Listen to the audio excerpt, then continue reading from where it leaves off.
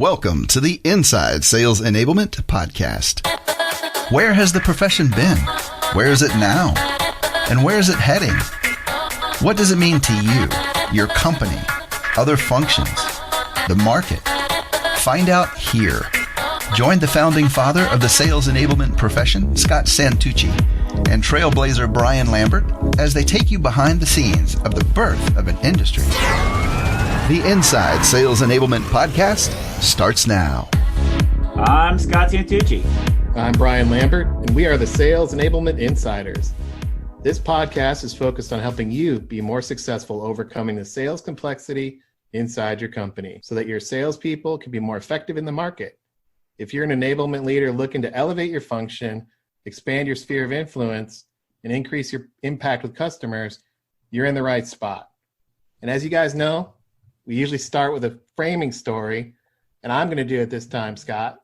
Do you know Filippo Brunelleschi? Yes. I shouldn't ask an Italian if you know. All right. So 15th century, what do you know about him? Well, this is your framing story, but he built the dome in Firenze in Florence. That's right. And it was the first major dome built since the decline of the Roman Empire. That's right. He also rediscovered the laws of perspective, and that helped him build the dome. Those laws have actually been lost for hundreds of years, but he figured out a mathematical approach to prove how forms and spaces actually shrink over time. So that's probably another reason why you know him, because I know you like math. Math. His work led to this guy Alberti discovering the first theory of linear perspective, but Alberti led to Da Vinci, and Da Vinci equals Mona Lisa. So those aspects of perspective are important.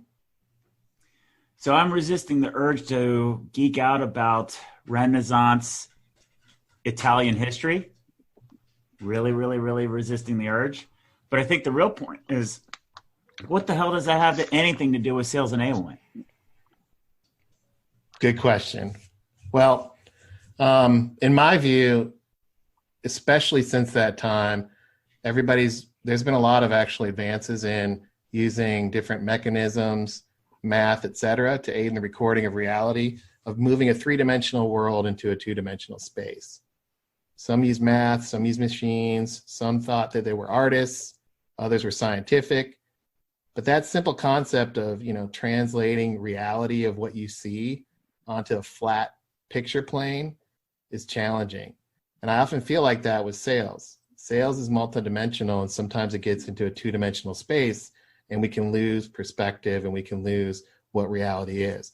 And that's why that's important to sales enablement, because you and I, Scott, actually just went through what I would consider to be the most comprehensive and expansive research project on the sales enablement space. If you look at it, we gathered inputs from hundreds of people through the open-ended survey. You interviewed 40 people.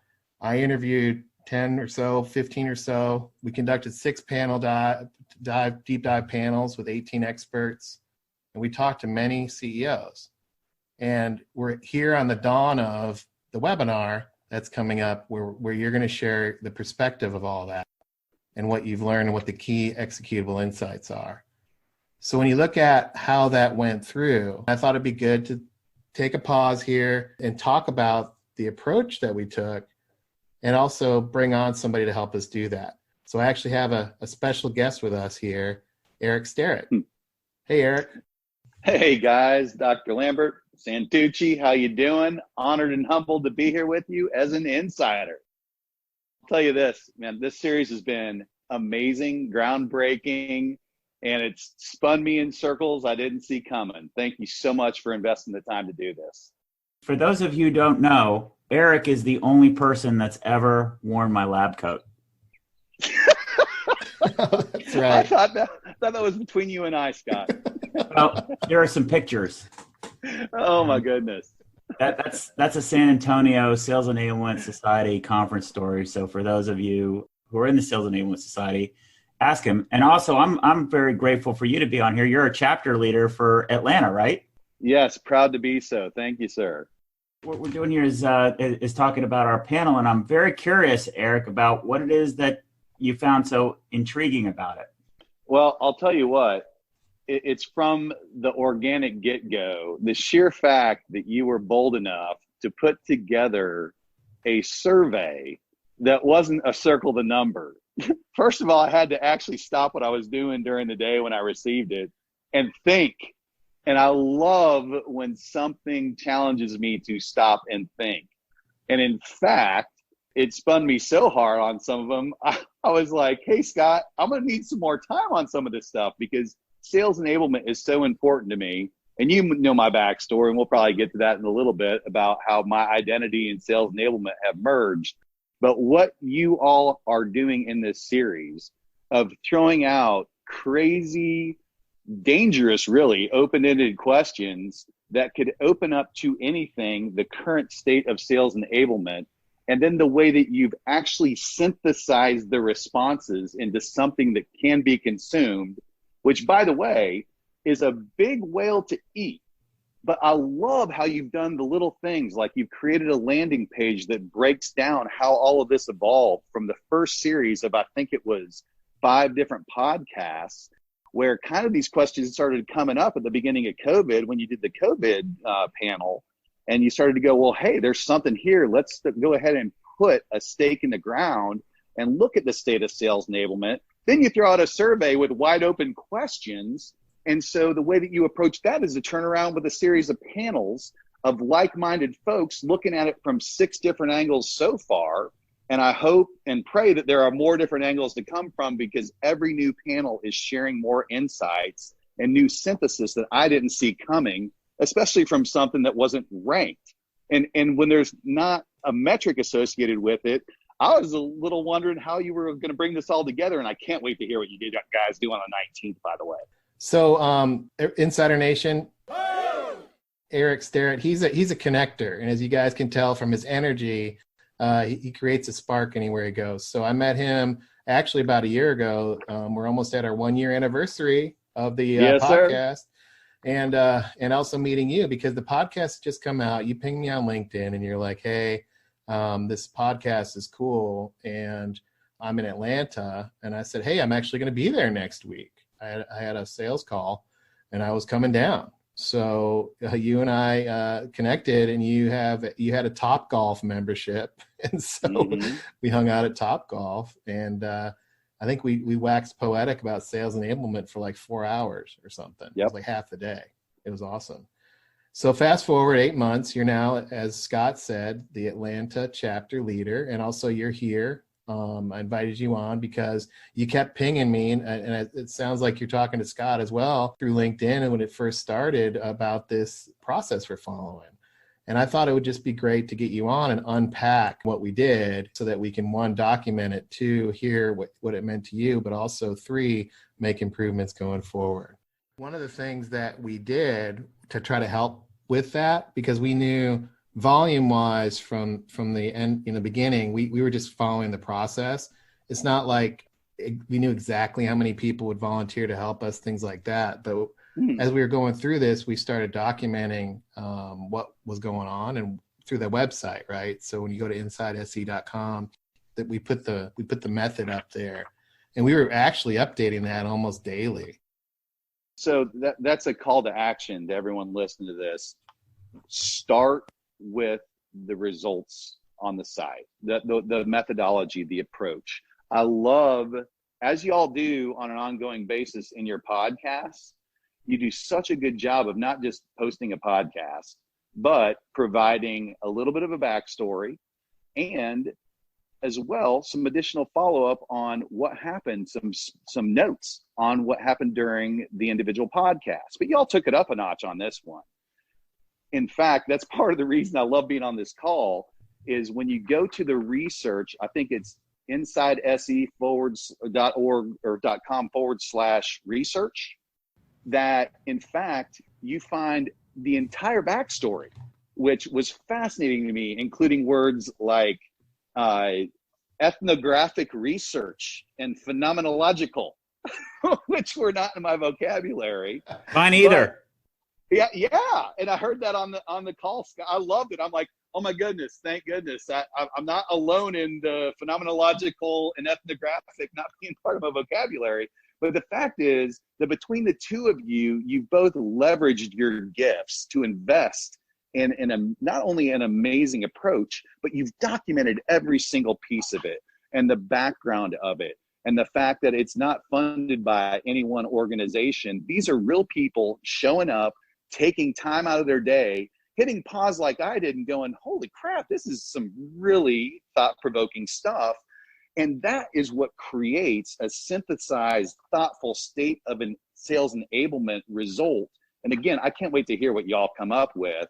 And I love how you've documented it all. And I suggest anyone, again, sorry guys, but it is like eating a whale, the amazing amount of content that you've been able to produce.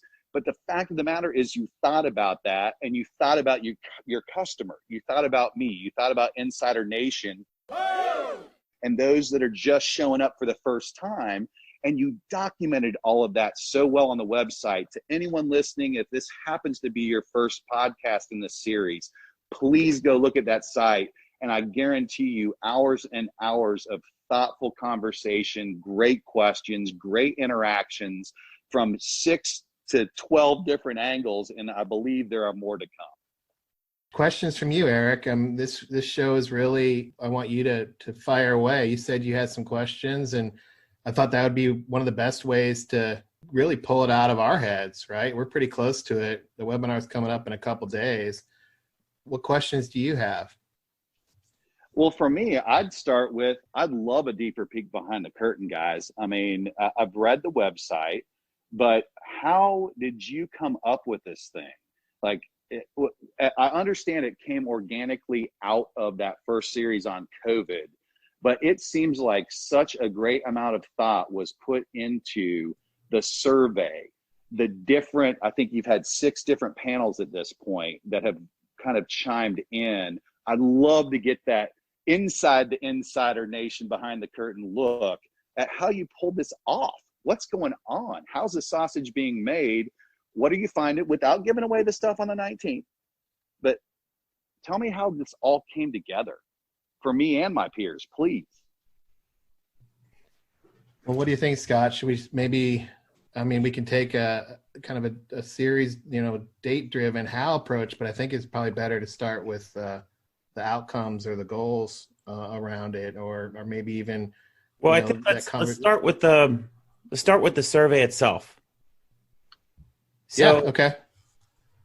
Eric, how it started is in the COVID series. And if you go back, and people can go back and listen to it, you guys know what episode number it is? It's part 2. But in our COVID series, which actually was Dr. Howard Dover's idea, I was talking to him to try to figure out what was going on. I said, well, he said, somebody should be talking about this. And I said, well, let's have a panel. So we were able to get Kunal from TCV, an executive from TCV, Lindsay, who's a salesperson from Microsoft. And frankly, I think it's funny that we had her on to keep us honest, but that's a joke only I appreciate, I think. And Dr. Dover. And we were talking about, here are the facts of what we know today. Based on what we know, how can we use that to predict or anticipate what actions were, what actions would be taken? Because, of course, my biggest concern was, what's COVID going to do to the state of the sales enablement profession? And Kunal made a comment. So I'm pretty familiar with how private equity thinks.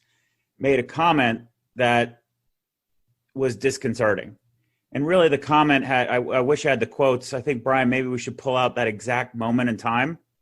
But the quotes were how they expect to see a sales enablement role stitched together resources across the organization so that they can convert into value. And they don't see any of their companies doing that.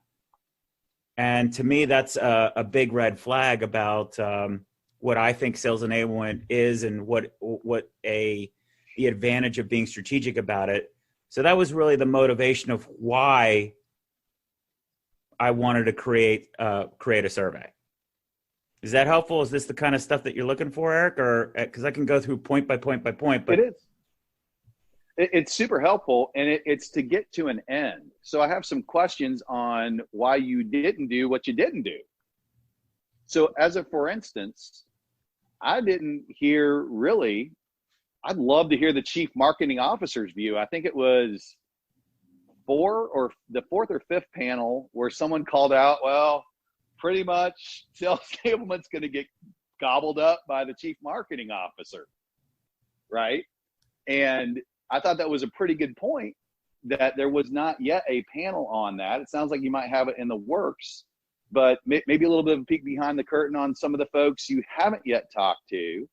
And okay, so there's talk to, and then there's panels. So I think we got to go back to the methodology, and sorry to be pretty methodical here, but I'm a methodical love it kind of guy.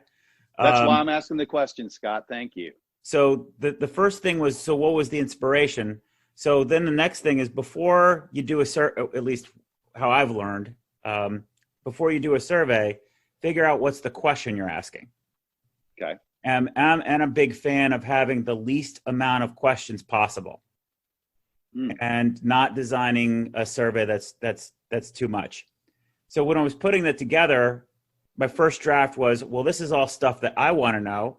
And if I ask these questions, then I'm assuming my definitions are correct. And if there's one thing I know for sure, is no one's got the same definition of anything in the space.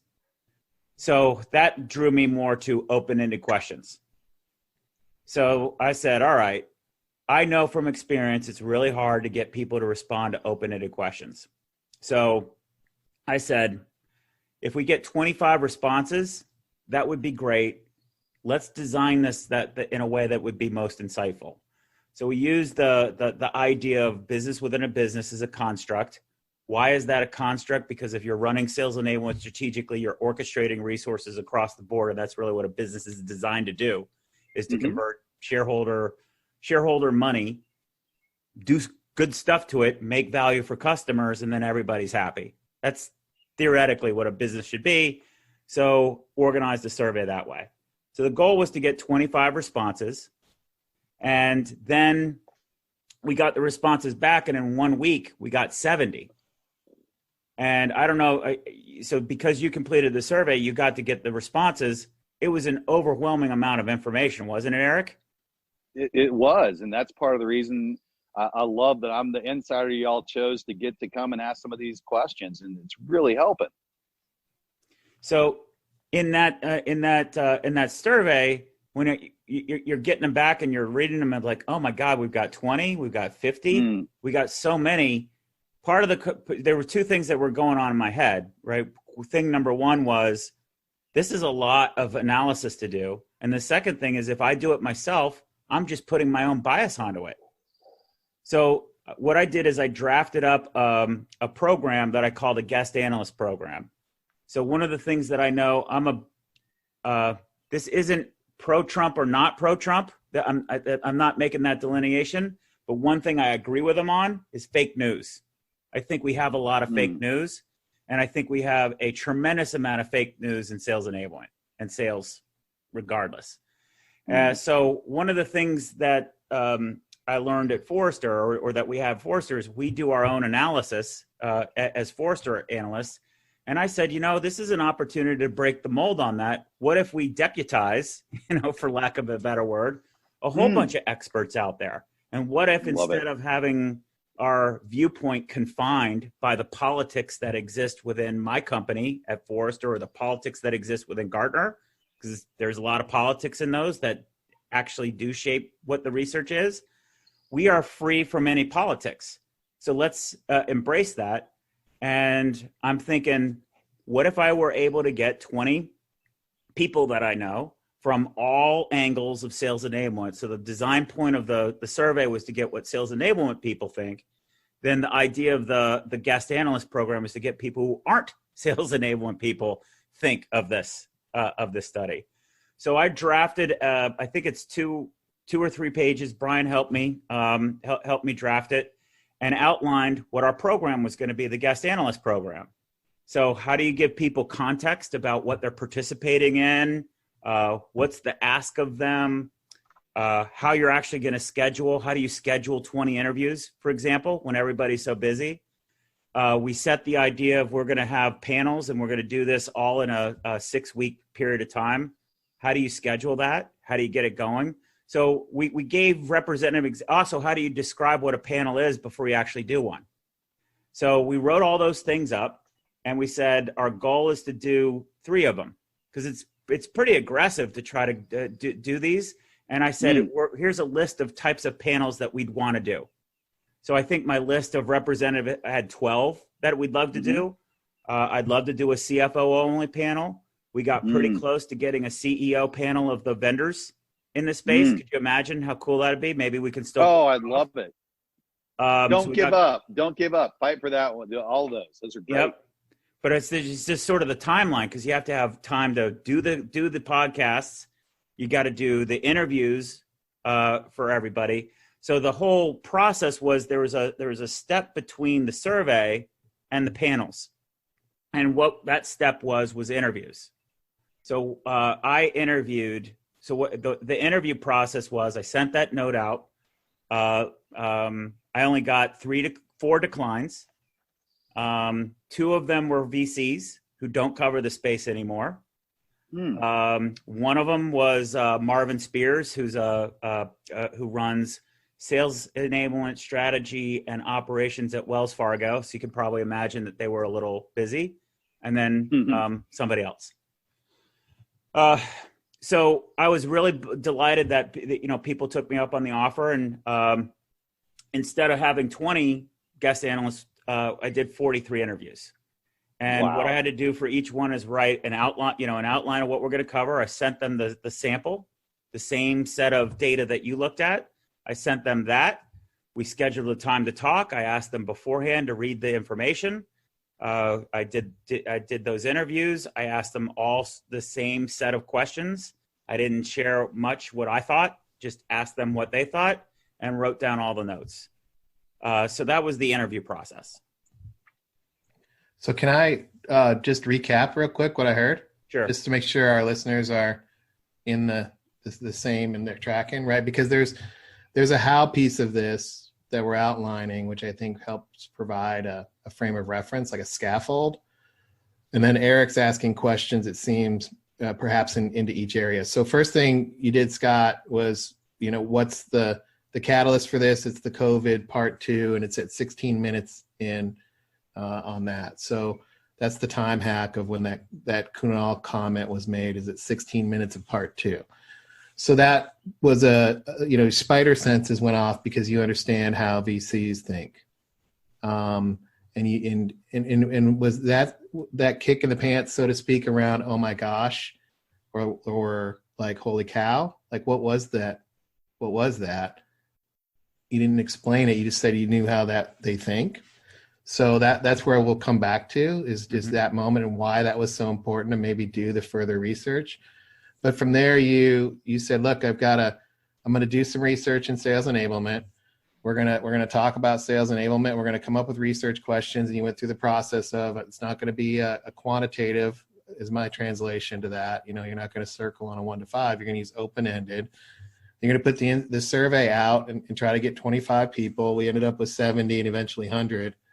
But then based on that open-ended data that was collected, you did interviews, 43 interviews, and we did 6 panel, we're calling them panel podcasts, which everybody can listen to. And then from the panel podcast, we had some reports that we wrote up, some LinkedIn blogs, and then on Tuesday, that's all coming together into one 1-hour session. So all those touch points come into one thing called the Webinar Tuesday. So that's the flow of this, right? So that's the mechanics of it, right? So going back, now that we've 3D printed that, so to speak, we've run through end to end on the procedure. Let's go back to part 1. Why was it so important? What is it that Kunal said that made it you take that, holy cow, we got to do some research and state of sales enablement because of that? Well, I think what it comes down to is, when we founded the Sales Enablement Society, and you can go read the letter to members that I wrote in 2017, I think. One of the goals is, how do we elevate the profession? And there's literally a description about what that role should be. And that role should be to be a resource to help drive overall sales productivity.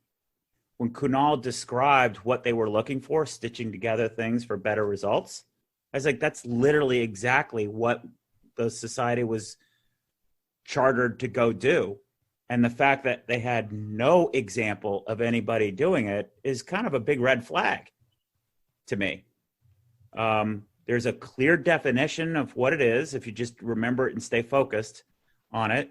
And the gap, the delta of what the business problem is, and they're highlighting their investors are frustrated with all of the portfolio companies because they're not doing this thing, couldn't be more of a proof positive of what the business benefit of sales enablement is. So I'm wondering, what the heck are we doing as a profession? If we have that business opportunity super clear, I just snapped like, my gosh, these guys are screaming for somebody to step up and play the role that we highlighted out. Why aren't people stepping up and doing it? So, hey, Scott, if you don't mind, I'd love to jump in and get inside your head for a second. Mm-hmm. So I think what I'm really asking is why? Like, as you're thinking through this process, and you and Brian have come together and you're like, we're going to do this thing. We've got this catalyst that came out of this COVID series. For instance, why did you choose those 6 panels that I've listened to over the last month or so? Well, so those, I think what's important here is this evolved. I think the question you should ask is, did I wait and have all of this planned out before I started? No, did not wait. I came up with a vision and I did. And then I reevaluated each step along the way and added more things to it to make it more clear. So these 6 panels that we had were not designed specifically. They were a byproduct of following a process. And again, my apologies, because I'm so far from being good at doing this sort of thing. And that's part of the reason I'm so amazed. When you say following a process, that framework is one of those 2 big fancy words, being phenomenological and ethnographic. Well, honestly, I don't know those. I didn't know those words. So okay, fair enough. But you're referring to the words that I learned following the process, right? So I think that the issue here is this: if we were to make it really simple and research to be accessible for everybody, in my opinion, the art of research is asking a good question and spending the time to get a good question. And I think anybody in sales enablement, they spend time, can ask a good question. Then the next step is, how do I make sure it's not my opinion? That's the answer. Because no one cares about my opinion. No one cares about your opinion. What they care about is what's the right answer, not what you think the right answer is. So if you go step number 1, ask a question, then step number 2 is, what is a process that I could follow this is the problem with the word process. What phases can I go through to make sure that I challenge my bias rather than step 1, I do this and I follow these tasks. Step 2, I do that. It's always checking, am I asking the right question? And then am I eliminating bias? So the first thing is, ask a question, do a survey to get other people's feedback. And I did it in open-ended format so that I would get more data points. I think that's really what I know we want to talk about the panels because you got to hear them, but there's many, many things that happen before the panels to begin with. Okay. So fair? If I may, it is. So let me go high level, and I'm no PMP. I'll preempt it with that. But let me be super simple. Did you have a project plan? No. Interesting. So to me, that's really interesting because, again, the website's so phenomenal. It looks as if you followed a methodology, and you're saying you just went ready, fire, aim. Let's do this. No, I didn't say that either. Okay. I did The follow answer's in the middle. methodology. I didn't follow PMP. I think Okay. PMP gets you into boxes. If you were to follow, But I just meant project plan. I said I'm no PMP. I'm not trying to. okay, I'm just or a saying project project plan. plan. They're still Okay. too rigid. There is a process. It's a process more like making a movie than it is a process like I'm going to follow a business process. So when you make a movie, you say, all right, do we have a script? Do we have a general idea what we're doing? They start filming before they have all the script written. So you have to take action in a state of mind like that. So the first thing is do the work to figure out step one, what's my first thing? Then say what my goals are. And everything that I do, every stage I do, I have measurable goals for. I freak a lot of people out about it because I always raise them. So I said, okay, I'm going to do a survey. I wrote it. I wrote a few versions of it. And then I said, I want 25 answers. I want 25 responses. Then by Tuesday, I said, nope, I want 50 now. And then, by the end of the week, in 1 week, we got 70 responses. If you know anything about survey responses, it's a huge turnaround, and it's expensive to, get that kind of resource. But I just fielded it on LinkedIn. And then the other thing that I learned was how you engage people to get curious to take it. So it was how I messaged. Love that word.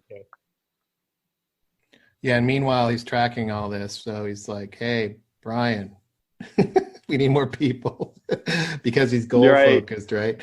And I was like, well, I thought we already had enough. No, we raised it again. I'm like, okay, I can see that this would be valuable to our Insider Nation to have more respondents. I'm down for that, right? Instead of we've achieved some sort of goal, so we would have conversations about like, that might be a little bit more work for us, but what's valuable to our listeners.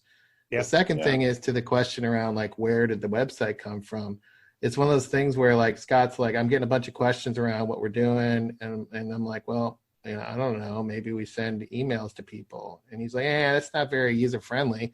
Maybe we can build a website. And that was it. That was basically it. That's where, if it was like line 12 on the project plan, build a website. There was no project plan, but my point is that's the genesis of this. And I'm like, well, what's the goal of it? Instead of saying, what should it look like? What's the goal of it? He's like, transparency. Okay. That's where it came from. So what I'm hearing is I'm watching a plane land on the 19th that when it took off was maybe a bucket with 4 wheels and a couple flaps. So you literally built this plane in the air. We didn't even with a goal. I would say that we had a vehicle. I wouldn't even know whether it was a plane or a car. I love it. Or whatever. And we built it and we kept changing the destination. How many passengers are involved in it, et cetera. Totally. We're still building the findings presentation right now, 2 days before. Yeah. And this is going to help us. There's an idea too around this, because the communications need to be tight and we need to be simple. A lot of what we do is try to get, practice and leverage. So instead of us having a meeting, we'll like, let's do a podcast. That's what this is.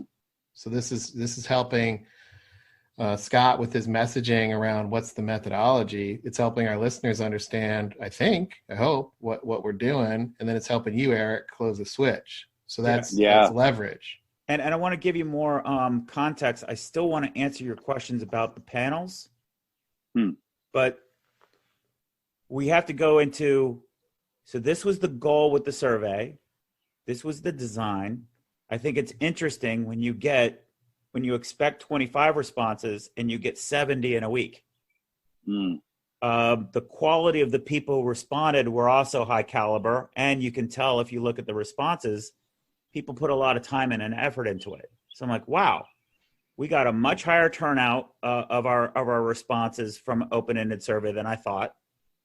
The second thing is people put time into it. So I appreciate that. I don't know what that means yet. I'm not really interested in evaluating that at this moment. I'll have to go back and do that and evaluate it later. But the second thing is, how are we going to evaluate it? So we got way more, almost 300% over quota of what we thought we were going to do. It's like, well, we need to expand what we're doing here. Instead of just making this a podcast, let's do something bigger. So that was the idea of the executive of the analyst program. The webinar only came out after we'd done 2 or 3 panels. There was never an idea for it, but I said, if I don't set a date for a forcing function to do something, this will go on forever. I need a date. So I set the date, I don't know, maybe, it was about 3 or 4 weeks ago. Yeah. Yeah. And you just threw it out there and said, we're doing it. There wasn't even an agenda on the website. And we got 30 people that RSVP. Yeah. So we just said, this is what we're going to do. We're going to put the stake in the ground. May 19th, 11 o'clock a.m. Tuesday, just decided to do it. And I scheduled that. Love it. And so that was the end state. And now the question is, so how many podcasts are we going to do before then?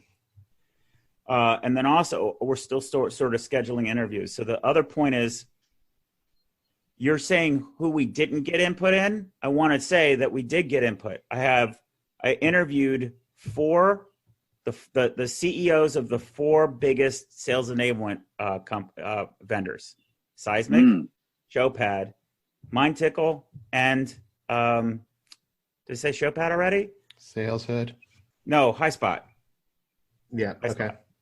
I interviewed authors. So Eli's really great and really helpful for us. It's just hard to categorize him. Is he a CEO? Is he an author? Is he a former? Yes.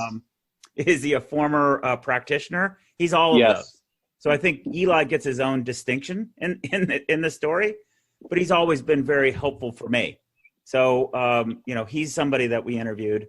I interviewed some practitioners. I interviewed some salespeople.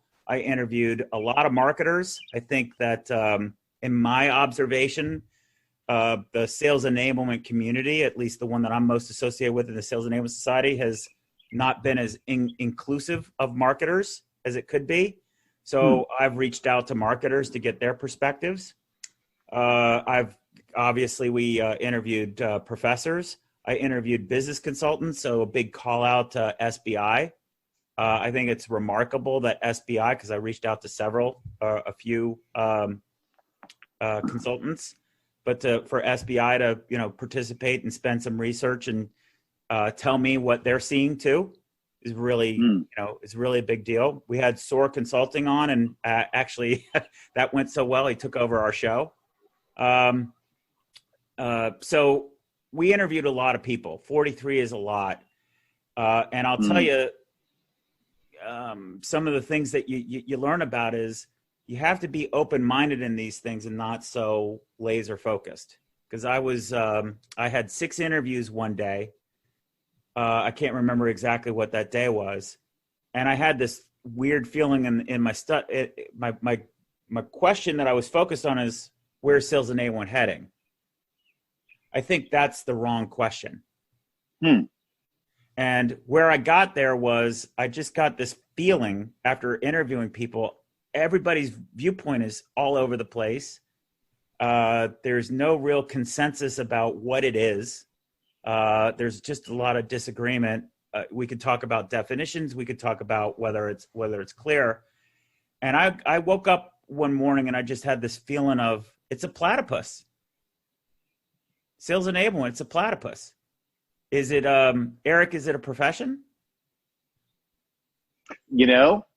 I love the platypus thing. It is a noun. It's a thing. It's a thing. Or it might be a business within a business, Scott Santucci. Maybe. We'll see. But what is it? Is this a market? Is it a market? Right. Is it an idea? Is it just hype? What is this thing? And I realized it is a necessity. I know that much, and you guys keep reinvigorating that fact. Well, what is a necessity though?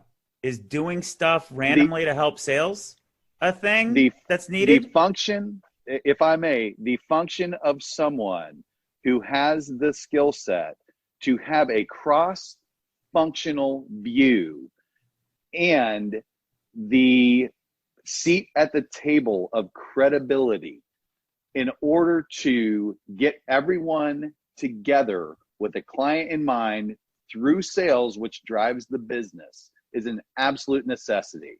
It may be called sales enablement, but there is a role that needs to break down those silos, and y'all are championing it.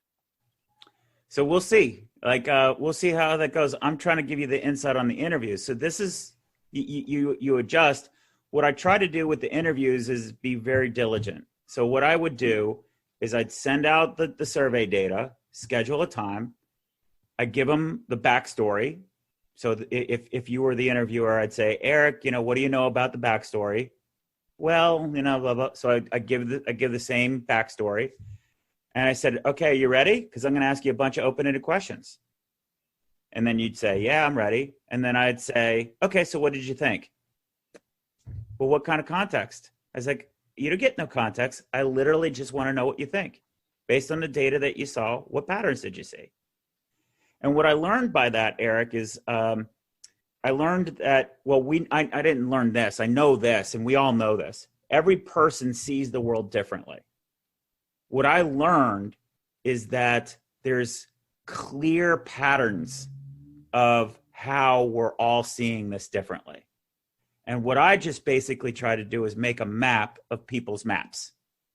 So that's really what I ended up focusing on. And then that's why we wanted to do panels, is let's get people who are like-minded together. And instead of being a community that only that focuses so much on where we disagree, let's get people on record of where they agree. And that takes a tremendous amount of energy, and it takes a lot of work to create that kind of environment. But so love it. As we're interviewing people, we're saying, look, here's what we're going to do. I'm going to invite you to a panel. So our first panel, Josie, you sound very similar to, what Mike's saying and what Tamara's saying. Would you guys be willing to have a panel? Here's the catch. I'm going to ask you these 3 questions. They're open-ended. I'm not going to, moderate you guys or whatever. I'm going to focus on getting you to agree. That's what I'm going to focus in on. And that's how we set it up. So the goal of the panels were to get like-minded people together, hear the richness of their different perspectives, because even like-minded people, Josie, Mike, and Tamara, are all different. They have different backgrounds. They have different experiences. And I like to focus on where people's strengths are and say, Josie, talk more about that, because I think that's a strength Josie has. Mike, talk more about this, because I think that's a strength Mike has. Tamara, talk more about this, because that's a strength Tamara has. And I like to concentrate on people's strengths and then say, based on those strengths, let's figure out where we agree. And I love it. And that's the peek behind the curtain I was looking for, Scott. We got there, which is you were looking for, how do I listen to these 3 like-minded folks, find the cohesion, the synthesis in what's being said, and reframe it up and get everyone to kind of nod their heads. That builds towards a state of agreement. Yes. And I'll add to this. What I've learned through all of this is those of us who are in business, yourself, Brian, et cetera, we are really conditioned to give, if you give default feedback, catch yourself. The default feedback that you're giving is constructive, maybe, but it's critical, because that's what we learn to do. Even if you wanted to give positive feedback, you probably wouldn't, because you don't have the vocabulary for it. How do you give positive feedback? And the whole, everything is skewed against it, and it makes it difficult. So it pushes us into a more pessimistic view of things, simply because of our own language. And I think if you do the work to say, here's what the positive thing is, here's where people do agree. Yes, the conditions that we have are subpar, but that doesn't mean innovation isn't happening. Here's what's happening over here in these pockets. These people just don't have the vocabulary to talk about it. I think that's really an important skill that sales enablement people need to develop. And I think it's important because your top reps are doing really well. They can't describe what it is that they're doing.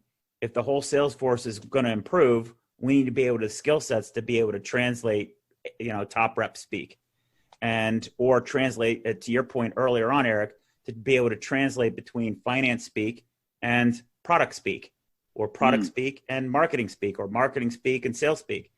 We're separated by lots of different tongues, sort of like a Tower of Babel inside corporations. And I don't think we're doing enough job of trying to listen to each other. One of the things that you and I talked about, Scott, was, and Eric, just to relay this, it has to do with, this is very easy to get into, okay, it's this step, it's this step, it's this step. But because you can probably hear, it's casting a net into the environment to capture reality. So the first, it was like a series of shakes to shake out these perspectives. So for example, the discussion that Scott shared around coming up with the survey instrument. So obviously that has to be scoped, and he had a mental model for that. He used the business within a business, but those open-ended questions, that became the first shake of reality, was people's responses to that survey. Then the second shake of reality came in the interviews that Scott did. And then the third shake of reality, distillation, if you will, or getting to agreement or yes, was in the panel discussions.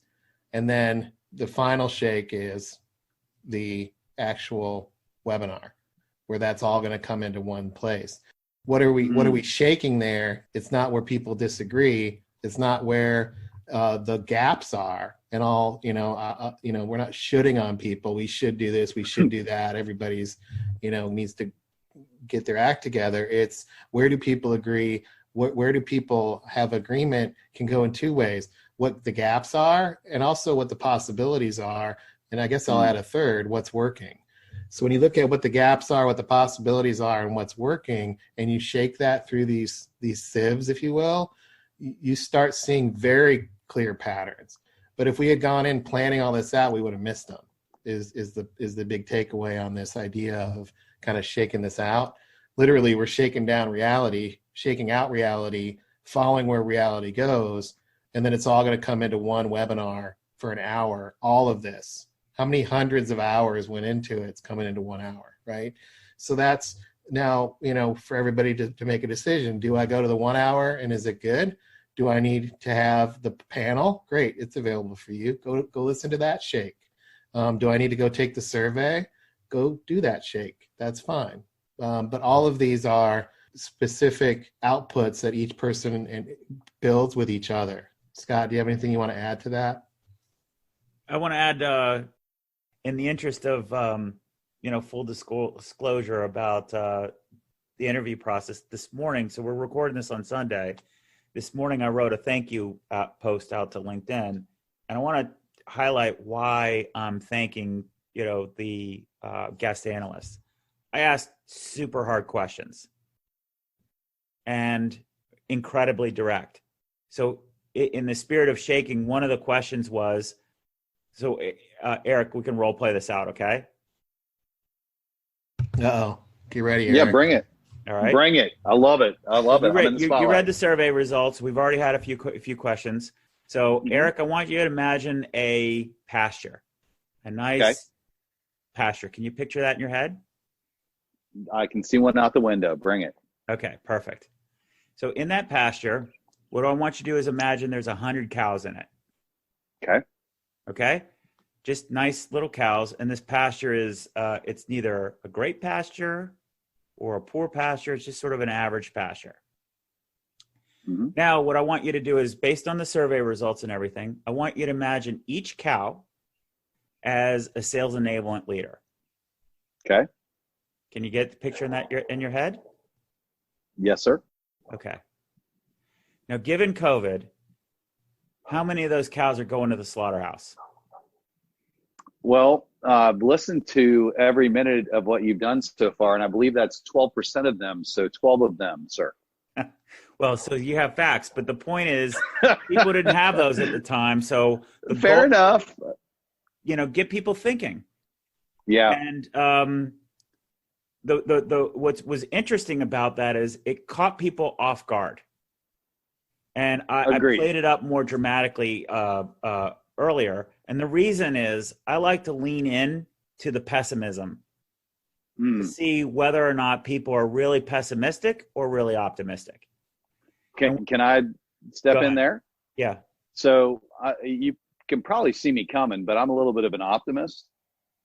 And I'd like to say that the 12% of those cows that were sent out to pasture and off to McDonald's may not have been the epitome of what sales enablement, the definition of, and what good looks like is, which we're all trying to figure out, which is part of what I love about this process. Is that's part of what keeps me up at night still, even though I've found my identity is what is sales enablement? What does good look like? But the fact is there is good sales enablement out there. And the fact of the matter is that out of those other cows, even they can be lifted up, fattened up, and can crush it even better. So there might be a benefit.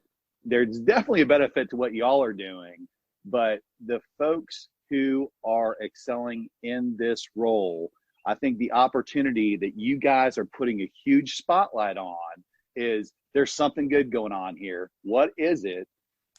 I hate to say the word quantify because I love where we're going with all these open-ended questions, but there is a what good looks like. And my suggestion is that out of that field of the remaining, whatever that is, 78 cows, there are at least 5 different flavors of meat, all of which are phenomenal for the right company at the right time. So what's interesting about that process, so let's quit role playing ourselves and just sort of imagine having had that conversation with, say, 40 people. Okay. How varied that would be. I had to amend it because some people are vegans and they didn't like the slaughterhouse metaphor. Okay, fair enough. Right, but think it's about soybean field. Okay. Soylent Green, right? If you're a oh my goodness, I love you, man. You got some people. Good cinema in you. You got some good cinema in you. Yep. But at any rate, if you think about like what that does, first of all, I don't want to tap into what people think that they should say or think that I want to hear. I want to know what they really think. And in order to do that, you have to be able to design the right kinds of questions. And now we're talking about cows, but then we're merging it back into, what people really believe in. So what's interesting is in a herd, so you get back to sort of the herd mentality of human beings, people are wondering who are there cliques within sales enablement community that I want, not individuals, but types of sales enablement people that I should be, where's my bird of a feather? Is sales enablement too broad? Or are there maturity stages? Or are some people really fixated on doing things and some people are too strategic? Is there a balance between those things? And what happens is these new patterns emerge by not having that kind of structure. And by having lots of conversations, guess what? These patterns that were already there in nature reveal themselves. So that's sort of an interesting byproduct. We're going to definitely make a call of what these things look like. So Scott, I'm about to ask you possibly the most important question of my life in sales enablement. We started off by sharing that I've had the amazing opportunity to step into Christy West's shoes as the president of the Sales Enablement Society of Atlanta. And I'll share that my first chapter meeting was all about identity. Who are the people in this room? What is the definition of sales enablement to you? Which leads to who are you? How'd you get here? Which leads to who are we as a Sales Enablement Society of Atlanta? You just hit on the 2 things that are driving me right now, not only as a Sales Enablement Society of Atlanta leader, but I have the opportunity right now to be on the horn with the 2 guys, 2 of the core guys who founded the entire global Sales Enablement Society and wrote the definition. So exactly what you just said, Scott, is what drives me. 2 things. What are those 5 flavors?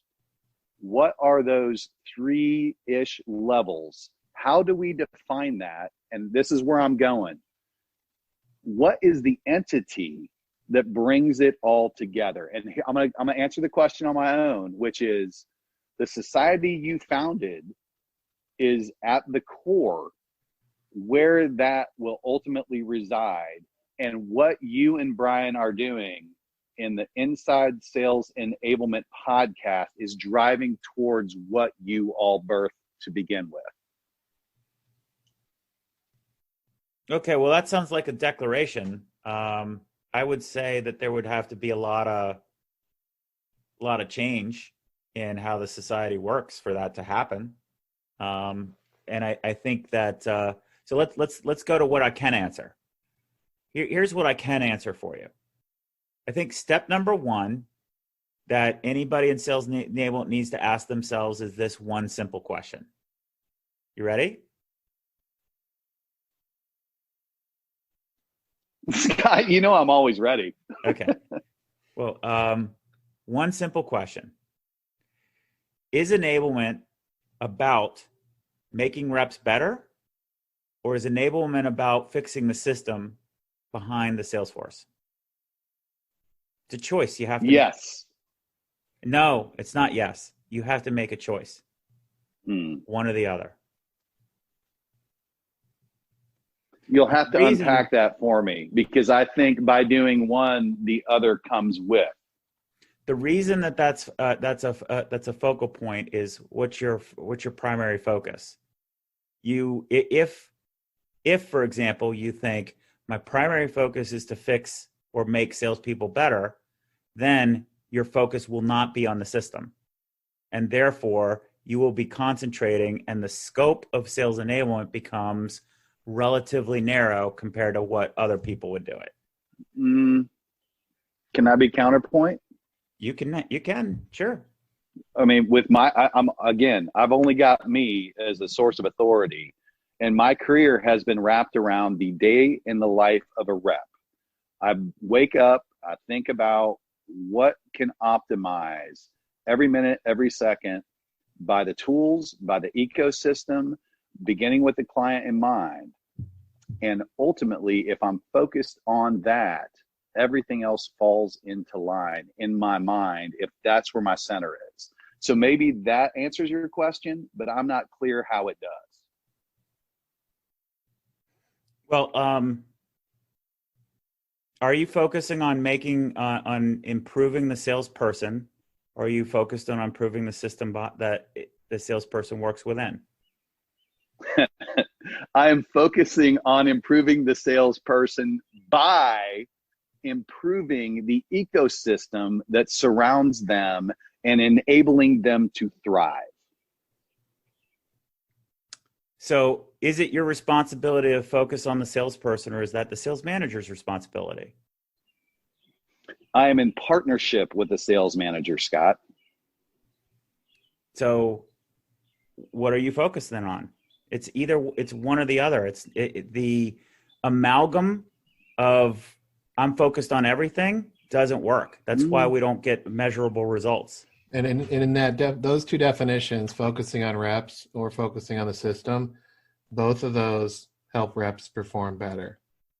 So what's the goal, or what's the focus, Eric? Fix the reps, work with the reps, train the reps, or fix the system so the reps get better? You can only pick one, is what Scott's saying. Which would you pick? And I'm leaning towards, fair enough, I'm leaning towards the environment and the systems around them enables them to be better in partnership with the sales managers whose responsibility it is to take that and execute. Okay, great. So that's not a right or wrong answer. So now the second question then is, what is the scope that you're going to address? So what we find, and I'll help out here more, less of a declarative. So I would say that by focusing on the system, the best word to describe you is an orchestrator. I'll take that. So as an orchestrator, that means what you're enabling is basically your value proposition is, company, give me money. In return for money, I'll give you less. As a result, we'll get more results. Like, we'll get more. Yes. And Because I don't know if you've heard this, but sales is simple. Simple is hard, Scott. Yes. Yes. That's a great quote. I heard it somewhere, but Yeah. but it's real. It's true. It is the investment in making things simpler is worth the freaking investment. And it helps the day in the life of a sales rep, therefore a sales manager. They can focus on So the right Eric, thing. this is where we're like, my big illumination of doing this project, of where I have not been helping the sales enablement community as much as I could. We talk about definitions all we want to. We talk a lot about how to do things. We don't talk about why they matter. Amen. And really the issue here is the big hairy problem we've got to confront is that we have organizations that are really comfortable prescribing activities for sales to go do. And a lot of us enable that. And again, I'm using the word interchangeably, enable that by doing things and measuring salespeople. And what that does is it lets us push out more activity and measure reps to more activity, but it doesn't lead to results. What leads to results is less. What leads to results is the environment. What leads to results are architectures. And those are hard conversations to have because so much of the company is so hyper-focused on activity. So part of what we have to really, really work on is, how do we have those conversations? So what we found is, one way to do it is, the only way that you can orchestrate is by finding gaps between the sales organization and another organization. So what we found is, if you try to pick on too many things at once, like I'm trying to deal with finance, I'm trying to deal with IT, I'm trying to deal with human resources, you're going to be stretched so thin, you're not going to be able to add value. So having a really clear scope around something is important. So what we see emerging, and again, all of this is under the umbrella of sales enablement. But one flavor of beef, if you will, Eric, is talent enablement. And talent enablement is about alignment between, or driving that orchestration, collaboration, cohesiveness between the sales organization and the human resources organization and finance. And it involves the hiring process, onboarding, coaching, development, and evaluation. That's the box.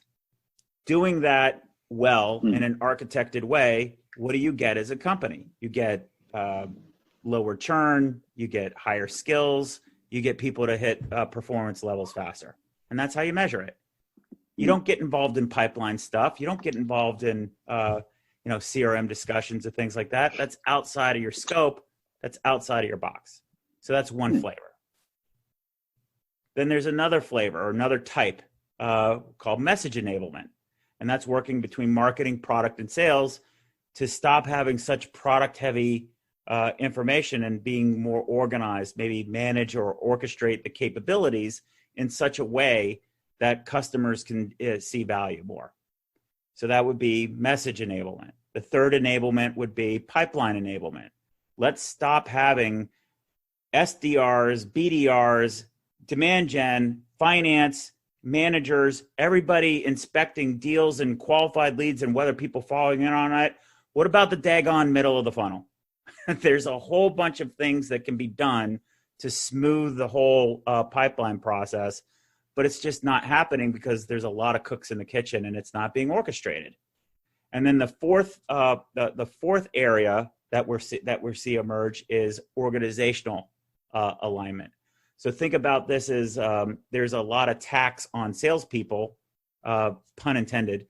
They're taxed with their time by having to do too much administrative burdens, too many systems to interface with, kludgy interfaces between one thing or the other thing, constant problems with commissions, getting their quotas on February, at the beginning of the year.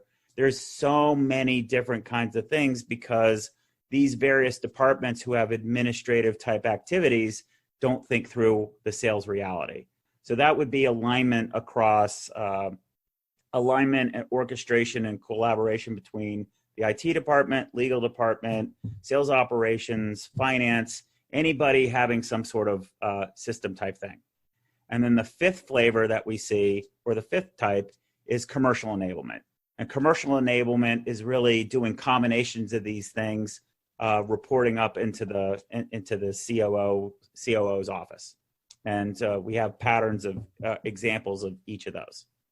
So that's sort of the taxonomy, if you will, of sales enablement, where we are heading into the future.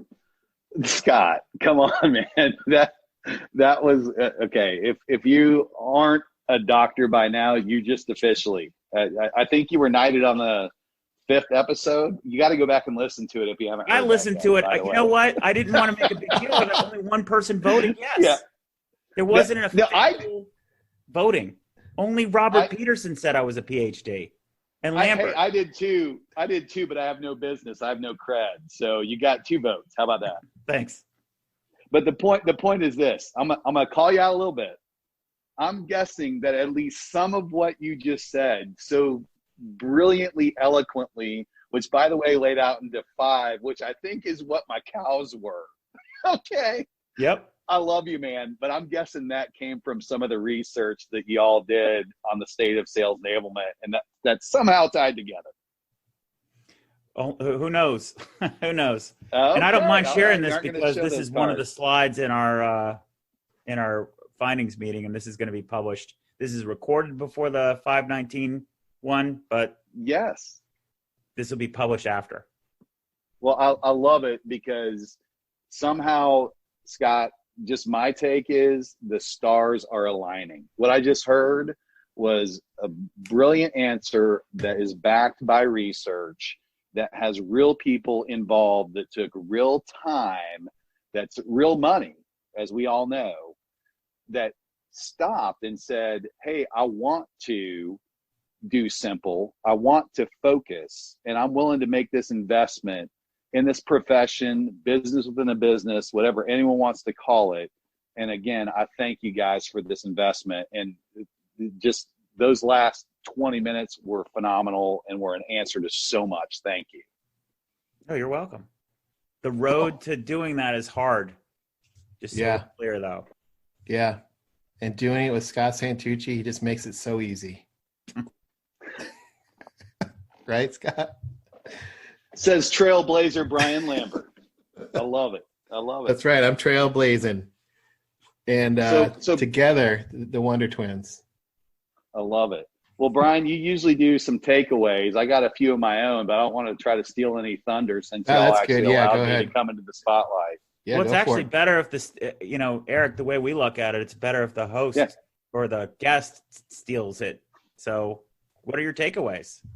Outstanding. Put you on the spot. Well, I love being on the spot, if you can't tell. And thank you for putting me in the spot, by the way. And that's really kind of my first one is thank you not only for having me here and being crazy and courageous enough to do that, and curious enough, by the way, but for boldly going there, guys. I mean, again, you were in a room back in the day penning an original definition. You started a society that's now global, and that, by the way, the annual meeting is going to be right here in Atlanta. So super excited to have you guys come visit. I'm still bullish that we're going to do it. COVID be gone, right? So just thank you for going there and taking an approach that was open-ended and not being afraid of doing that and what it might mean. Eric, thanks so much for jumping in on this and helping unpack this. It was really good to hit the pause button and look back at what we did. This is going to help us move forward. Give us the feedback. Let us know what you think. Also, make sure you check out the website at insidese.com and make sure you go back and re-listen to some of those panels and share your insights with us. Take care, everybody. Thanks for joining us. To become an insider and amplify your journey, make sure you've subscribed to our show. If you have an idea for what Scott and Brian can cover in a future podcast or have a story to share, please email them at engage@insidese.com. You can also connect with them online by going to insidese.com following them on Twitter, or sending them a LinkedIn request.